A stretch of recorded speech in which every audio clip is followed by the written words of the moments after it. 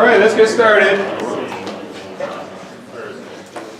Okay, so you have, where did it meet? You have an assignment due this week, on Thursday or later if you take late days.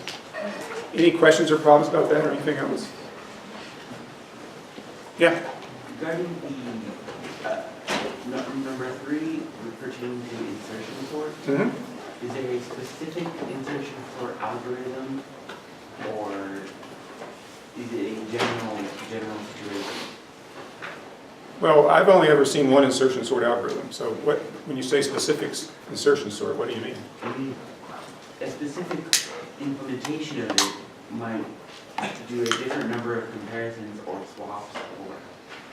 Well, first of all, you're not counting swaps, but no, it's the standard one that we discussed in class.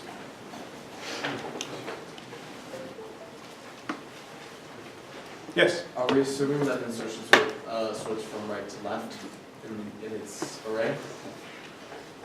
What depends what you mean from right to left. From comparisons, I apologize. When it compares between each numbers? Okay, insert. I wasn't expecting it.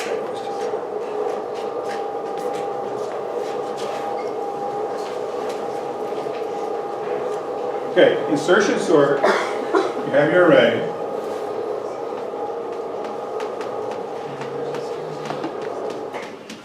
You start here, you push this guy as far to the left as you can.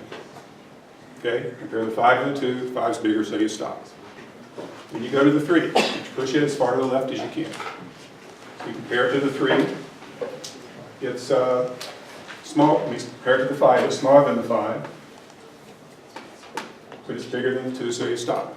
And you try to push the 6, and you try to push the 1, and you try to push the 4. I don't know if you want to call that left or right to left, but that's just what it is. Does that answer your question? Yeah, that clarifies it. Thank you. Any other questions?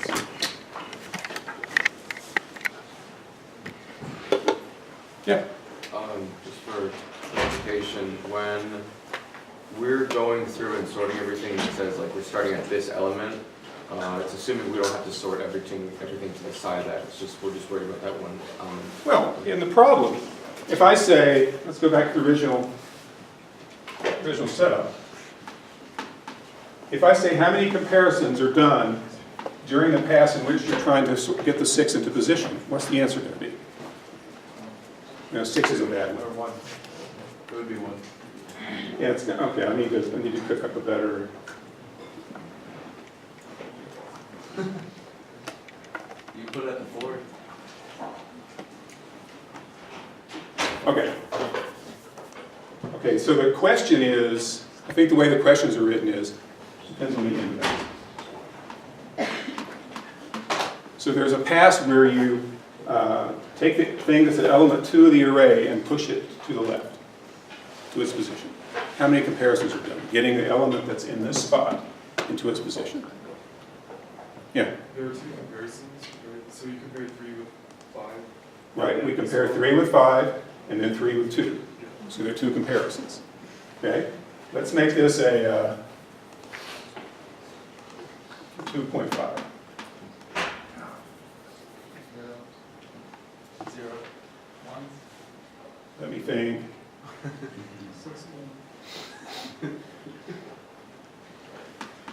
Make that a 4. Okay, what about the question for that? How many comparisons are done when you're moving the element at index 3 into position? 3. Okay, I've heard 3, 2, and 1. Okay, the answer is 2. Because by the time you do that, the array has already been rearranged to this. And we compare the 4 to the 5, the 4 to the 3, and stop. Okay? So if I ask you how many comparisons at the point where you do this index, you've got to assume that all these indexes have already been dealt with. Or it wouldn't be insertion sort. So we don't compensate or add with the previous ones that would have already been compared. No. No, I'm just asking how many comparisons are done during the pass where you put this thing into order. Okay. And you've got to assume that the previous passes have already occurred. The idea is if you answer that question for every index and add them together, that's how many comparisons were done for insertion sort that time.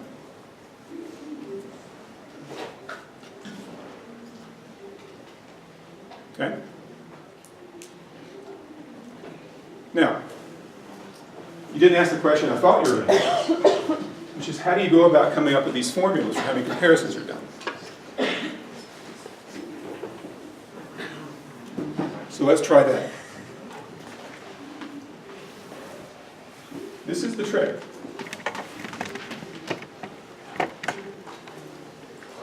I give you an example array of size 8. Usually that one array is enough to figure out the formula. We're n is 8, which means there's 9 things. So 1, 2, 3, 4, 5, 6, 7, 8, 9. The first element's always 0. So the thing to do is you're looking for a pattern. And this is what students do, which I think is a mistake. They'll figure out the total number of comparisons done to sort an array and write that down for n equals 8. Then they'll do the same thing for n equals 10 and n equals 12 and try to look for a pattern in those numbers. What you want to do is figure out how many are done for sorting this index and write some number down. How many are done for that index? How many are done for that index? And so on. Now suppose you did that and you came up with that right there. It was initially ordered such that it took one comparison to deal with this index, 2 for this one, 3 for this one, 4 for this one, and then 1, 1, 1, 1.